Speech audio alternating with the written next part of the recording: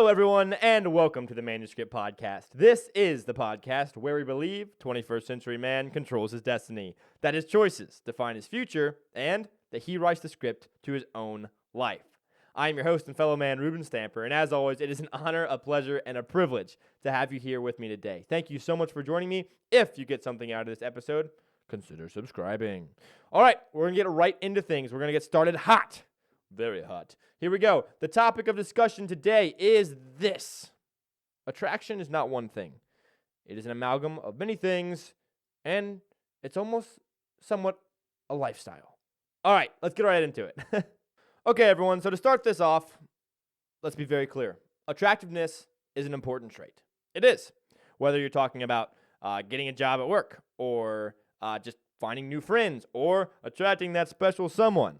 Attractiveness is important. I don't think anybody would really argue with that.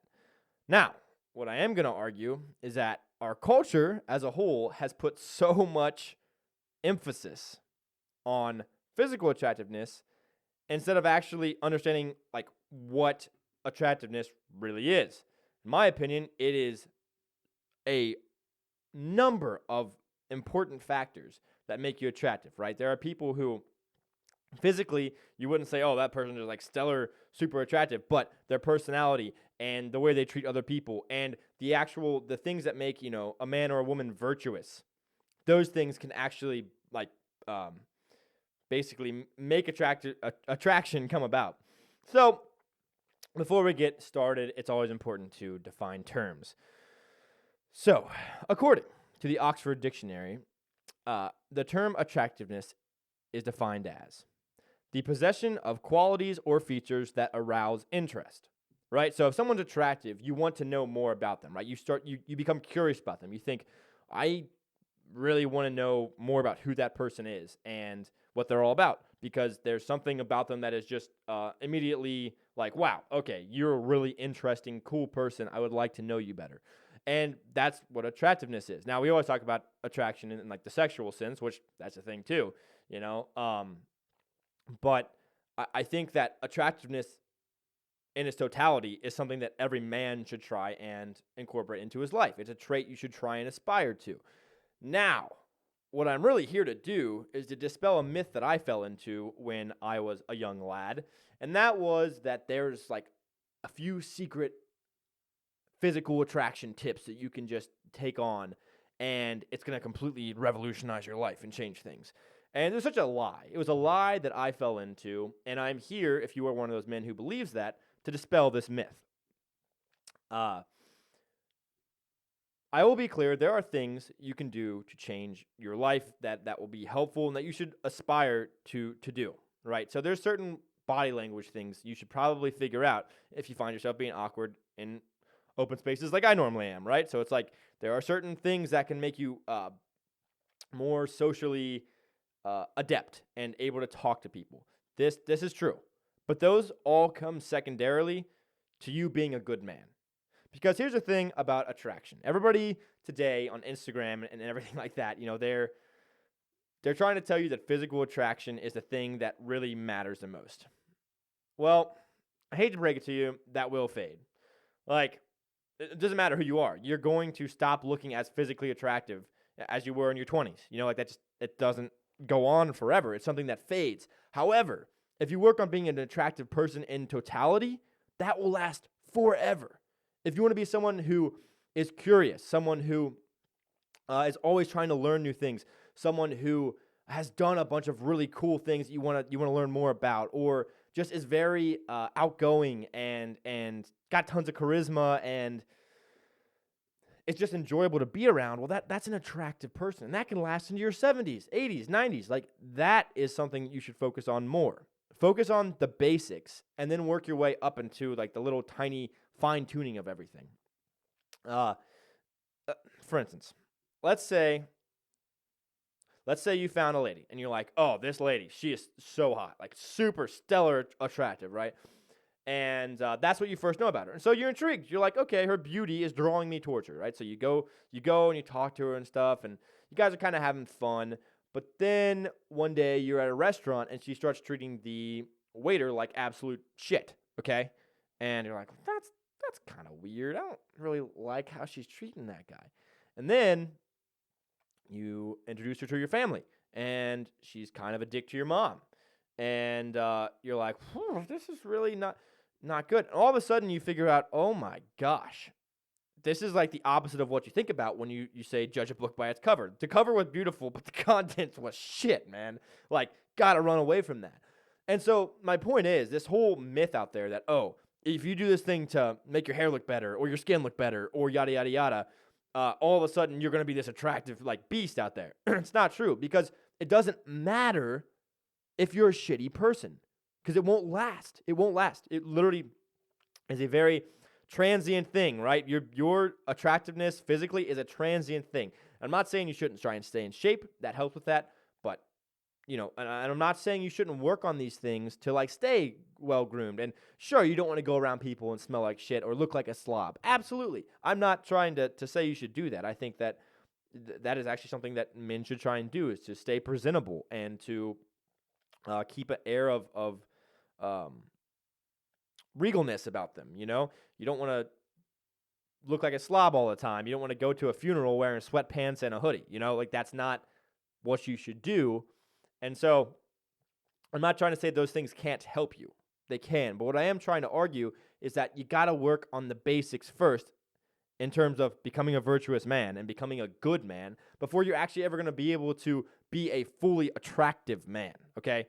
And so, this is very much one of those arguments that's been around forever, which is basically, don't judge a book by its cover. Like, the superficial things about a person really don't matter as much as the things that are intrinsically, or not intrinsic, but internal to them.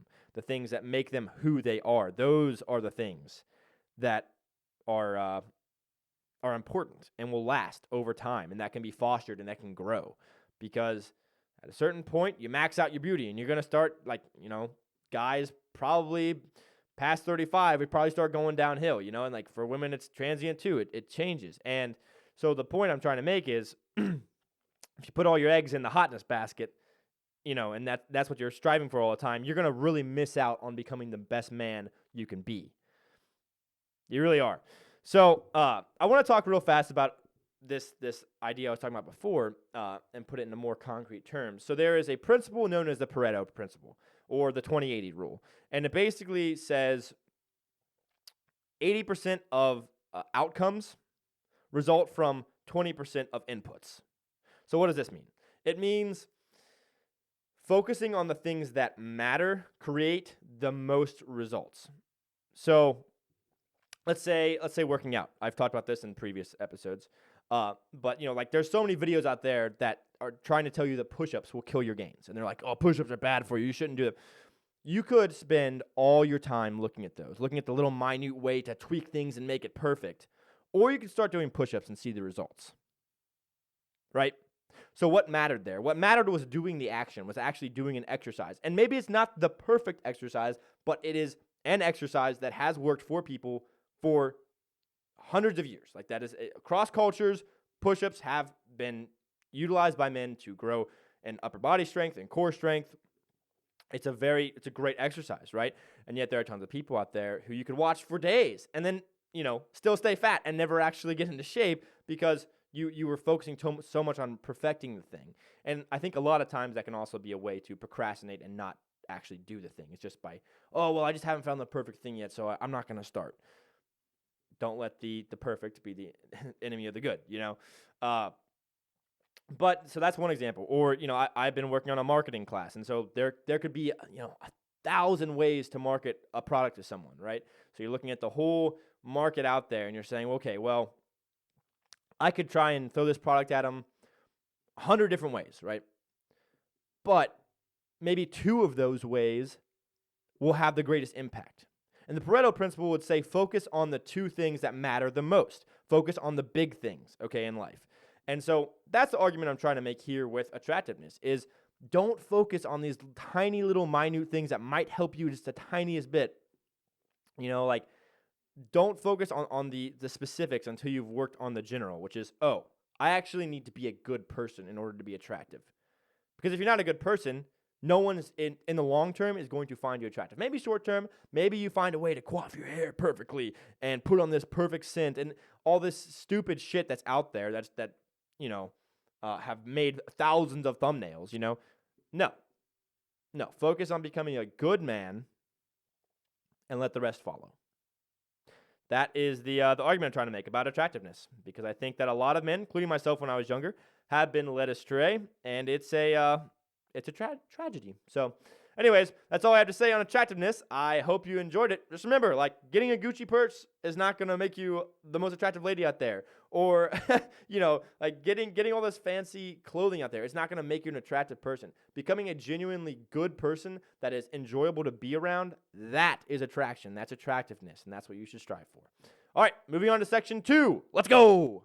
All right, everyone, it's springtime. The spring warmth is in the air. The trees are budding and almost in full blossom, and the sky is blue.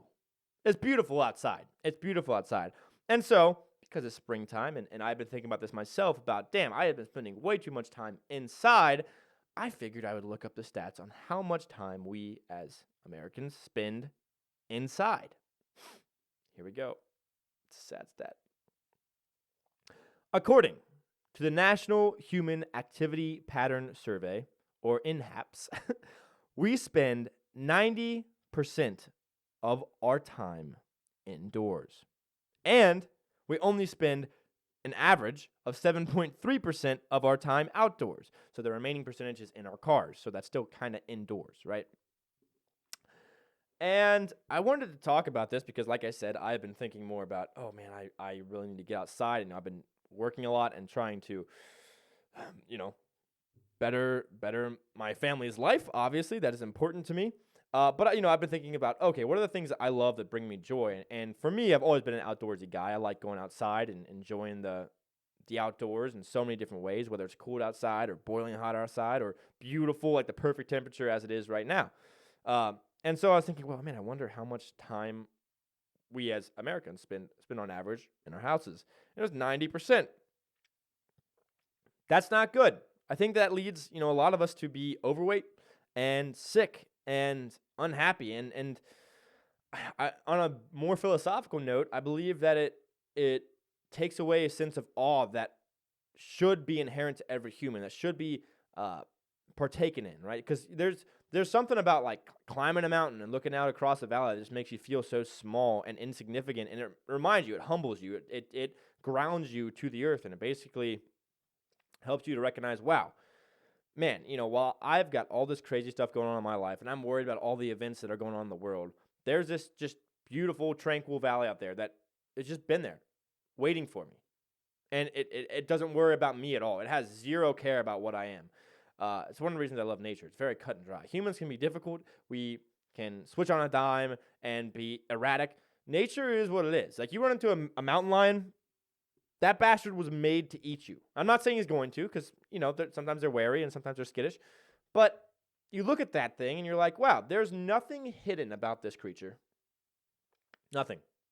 It's 185 pounds of pure muscle that is made to kill things. And yes, humans can be one of those things. It's very cut and dry, whereas humanity can be very difficult to deal with and complex.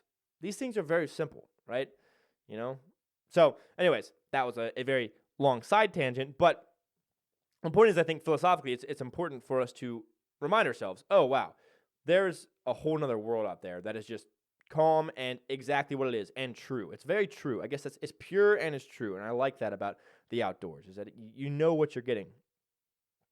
So, yeah, I think that we were made, this is going to sound corny, but we are like the apex predator.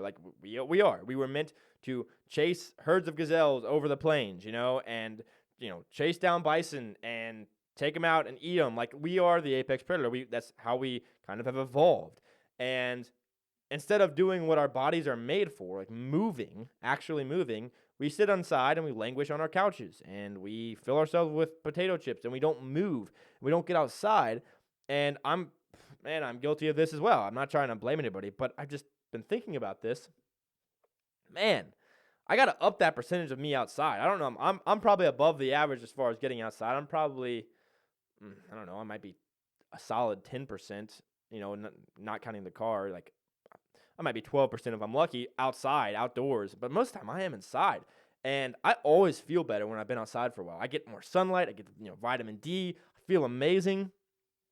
And, yeah, I just thought that was an interesting stat that I'd share with you. I was like, maybe if you found that you've been inside a ton, maybe it's time to get outside and enjoy the natural world. And I don't mean go to a coffee shop. No, I don't mean get out of the house like that. I mean, like, go and enjoy nature in some way. Because everybody's got some way they like to enjoy nature. Sometimes for people, it's just doing a small walk, finding a nice, quiet place to read a book, But do something that'll calm you down and ground you instead of, getting so caught up in the web and what's going on, in the world around you.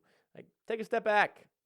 Go enjoy the outdoors. It will instill within you a sense of awe that brings about peace in your life because you start to recognize, wow, as humans, we've got so much going on and things are constantly changing, but I don't control any of this shit. It's just going on out there. And it's like, oh, wow, there's a lot of peace in that to know that, oh, there are a billion pieces of a puzzle working at all times.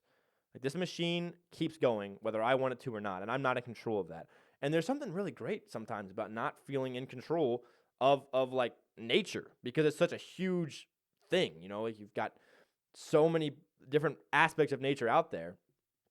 And yeah, I know I'm ranting here, but I'm trying to explain to you why I find so much value in going outside and enjoying the outdoors, and that I think for a lot of guys, it's a recipe to be sad if you're going to be stuck inside all the time instead of actually getting outside and enjoying the beautiful weather and the living things out there. Because, man, our houses are dead inside. Like, we got plants every now and then, but there's something about, like, just there's raw materials in our houses, and that's awesome. And I love houses these days. That's great.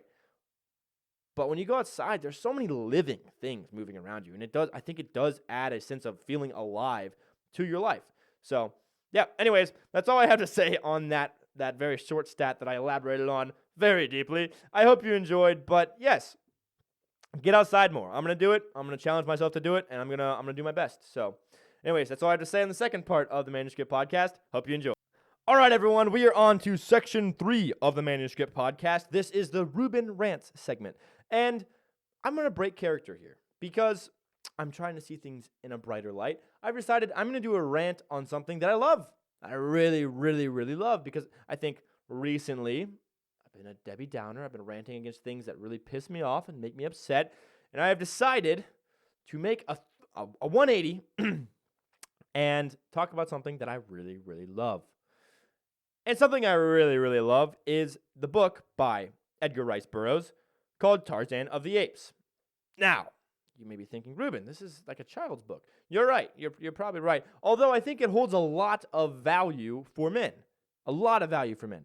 Because this is a book. Now, you all have probably watched Tarzan, the Disney Tarzan. It's nothing like that. It is completely different. There's a lot more at stake. There's a lot of death. There's a lot of sorrow. And it's actually a rather deep book. And I don't think Edgar Rice Burroughs, the guy who wrote it, intended it to be this maybe deep thing about manliness, but there is a lot about what a man should be as opposed to what, the animalistic side of man is.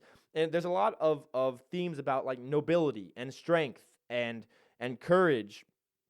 And yet it's fun because it's like a fantasy book, but not crazy out there. There are some things like space trilogies and things like that out there that are like, oh wow, you really have to just completely transport yourself to another world. It's set in our world, but there's definitely some fantasy aspects about it. But there's also tons of adventure. There's fighting, like visceral, bloody, gritty fighting, and there's romance. And like not the French type of romance, not the romance that's like ooey gooey, like lovey, huggy, kissy. No, it's more like the romance of like, this is my lady. I will do anything to protect and provide for her, and nothing will get in my way. That type of romance. That's like the noble kind of romance I think is awesome to hear about. And so it's like a very primal book, okay? And I love it. It brings me genuine joy. And there are a few books that do that. there's a couple out there, but this one is deep in a lot of different ways, and yet still tells an amazing story. You don't feel the messages are not forced. They're very they're an undertone throughout the entire book. But you basically see how this man, who is Tarzan, obviously, retains a sense of nobility despite being raised in the wild, and chooses to act like a gentleman in a ton of situations where he definitely didn't have to, because he's in control, and he's like a beast, man. Like, he's like the bomb in this story. It's so fun to read about his different escapades and the things that he does in the book. And the character development for everyone is amazing. It was just a genuinely good book. I think that all men should read it if you haven't already. You can also, I think there's a Blackstone edition of it that you can listen to on Audible. I think that's I've listened to it and read it now at this point. And just really, really enjoyable. I highly recommend. If you're looking for a book that is A, really fun, it's got a very compelling story, but that's also fun, and B, that actually has a bunch of great messages in it that are very manly messages. I think it's a very masculine book, if I had to label it. And yet it does show a lot of the interaction between men and women that I think is healthy and good, but also like a little out there, but awesome. But awesome overall. So anyways, I hope I've convinced you that Tarzan of the Apes by Edgar Rice Burroughs is a book worth listening to or reading.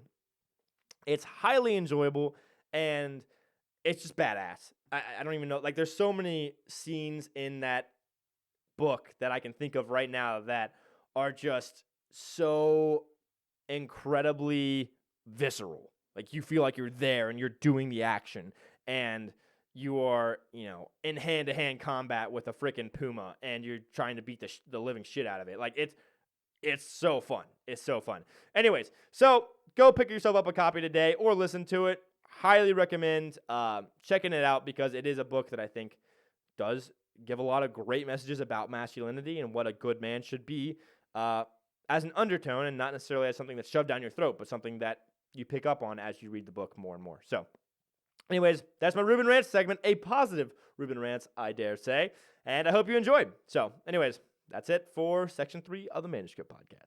All right, everyone, that is it for this episode of the Manuscript Podcast. Thank you so much for watching. I hope you're having a great day. I really do. I hope that you got something out of this podcast. If you did, please consider subscribing to the YouTube channel or following on Spotify. And also, if you've been getting things out of these episodes, consider sharing them with your friends. You're like the best advertising I have, is word of mouth. So please send in a podcast to your buddies if you think that there's something in there that might help them. These are all principles and virtues that I've either read about or picked up from older men who are much wiser than I am and who I really respect. And then some of these things that I'm talking about are just, I think, general truths that I've begun to understand about the world. So I hope that these principles and virtues and truths that I'm trying to put out there are helpful to you and to any of the men who are watching this podcast or listening to this podcast. And you may have noticed in the past couple weeks that I have not been going as hard with like putting out little shorts of the episodes or little snippets of just the different segments of the episodes. It takes a lot of time. It's a lot of editing. So I've been trying to do my best to just stay steady with putting out my Saturday episode every Saturday at 7 p.m. I've only missed it one time, and I think this is episode 17 or 18. I don't know. I'm losing track at this point. But I've really enjoyed doing this. I love it. I really hope that it's helping you guys or helping people that you're able to send it to just grow to become a better man. I'm trying to do that. I'm working on that myself, and I'm so flawed in so many ways. But it is good to talk about these things because it also brings them to the forefront of my mind so that I focus on becoming better at them. All the virtues I could definitely grow in, and all these principles that I've been talking about, I need to incorporate better into my life. And so it's helpful to see other men following me in that and actually trying to progress towards becoming a better man as well. So anyways, that's all I have to say about the end of this podcast. I hope you have a great day. As always, remember, there's a better life out there. Let's get after it. Peace.